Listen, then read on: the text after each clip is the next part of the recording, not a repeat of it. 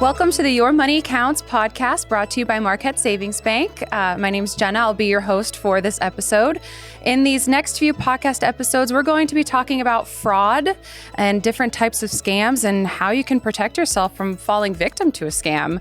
Now, before we dive into today's episode, we're going to do a little get to know your banker segment. So if you could introduce yourself and I don't know, I'm feeling kind of hungry. What's your favorite grocery store? Well, that's a good topic. My name is Lisa Lopez. I'm Senior Vice President at Marquette Savings Bank. And I guess my current favorite grocery store, because I hop around a lot, would be Aldi's. Aldi's is great. Yeah. They have a little bit of everything. Yeah, they do. What you're going to find. Yeah, they do. I have to say I'm a Wegmans girl. I love Wegmans.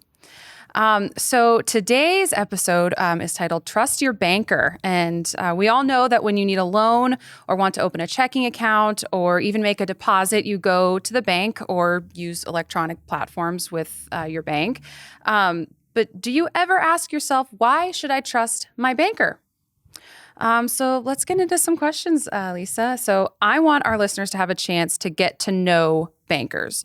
Can you give us a little background on bankers and tell us exactly what do bankers do? So I guess there's a lot of preconception when that comes to thinking of what a banker does. We think a lot about counting a lot of money. We are experts in money. We open deposit accounts, we make loans, but there's a lot that goes on behind the scenes, including monitoring money and watching out for our customers because we build relationships with you while we're making loans with you or taking deposits. So we will monitor activity, and if something piques our curiosity, we might want to look out for you and ask you some questions. Right. So now banks are regulated. So from what I'm told, so who exactly regulates a bank? What regulates banks? That's a good question. So we are regulated, meaning we have to play by the rules. We're under a microscope. State chartered banks like Marquette Savings Bank are regulated by the Federal Deposit Insurance Corporation, or the FDIC. You'll hear that a lot at the end of the taglines.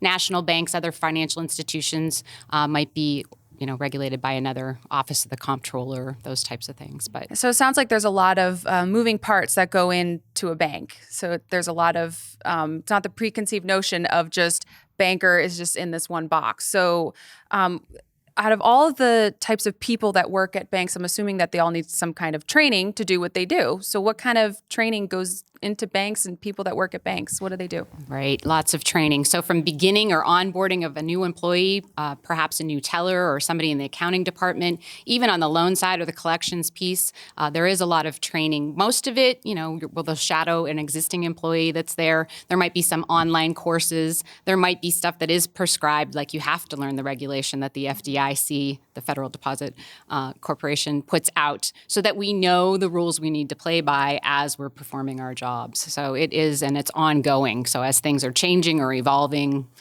lots of training. Yeah. So you've mentioned FDIC a couple of times. Can you explain that just a little bit further for people that might not know what that means? I feel like everyone sees FDIC on their little pamphlets and maybe even commercials, but what exactly is that? So way back when, before the Great Depression and before the stock market crashed back in the 1930s, people put money in their bank and there was really no guarantee that they would get that money back.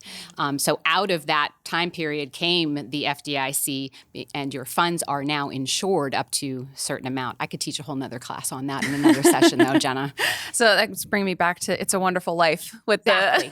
the banking on and the bank. Yes. Yeah. Which actually, speaking of movies, that's a great segue. So bankers are often portrayed in movies and television, and even advertisements as the bad guys, which may leave kind of a negative opinion about banking and people that work at banks. And so do you think scammers can use this to their advantage? They absolutely do. But do I look like a bad guy? Not at all. No, and there's more like me where I come from. But the fraudsters or people who are trying to target people and get them to trust them are absolutely going to take advantage of how bankers tend to be portrayed in movies where, they're the bad guys and they're trying to, deny you for that loan that you need and you're out on the streets now, or won't let you have your money in your account because there's a hold on it and going to charge you a fee in an advertisement. So I do think that negative connotation gets turned around on us pretty quickly when somebody's targeting you and they're on the phone with you or texting you and saying, don't tell your bank. And it's easy for you not to trust me when I'm asking you questions then. Right. So, and then what are some examples then of like how could a scammer use that to their advantage? You see on, the news about scammers that they cheat people out of their money, but like how would they do that? Are they pretending to be people online? You mentioned, people texting or emailing. So what exactly are they doing? There's a lot of different types of scams, imposter scams, phishing scams that might be email, phone call, texting. We've done classes on that and podcasts before about all those different types of scams. So they're portraying to be, they could be posing to be the Publishers Clearinghouse. They could be posing to be somebody from the IRS and you owe back taxes. They could posing to be a boyfriend or girlfriend who is in an emergency situation. In all cases, they're either reading from a script or something because they've done all the math. They've taken the psychology classes, so to speak, and they're trying to build your confidence in them.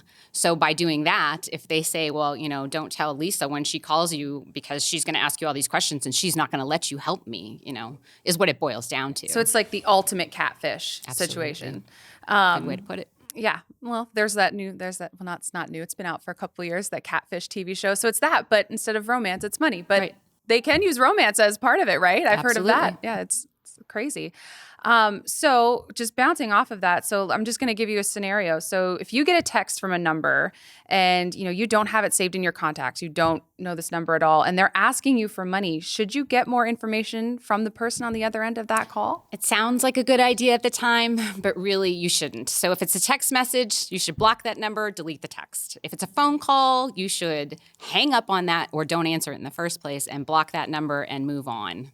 Yeah. So, and then what would your next step be? Because I don't know, I'm luckily enough that this hasn't happened to me, but I don't know in that situation if my first response would be to call my bank or call my banker. So what would you do? That's why we're here, Jenna. I'm so glad you asked that question.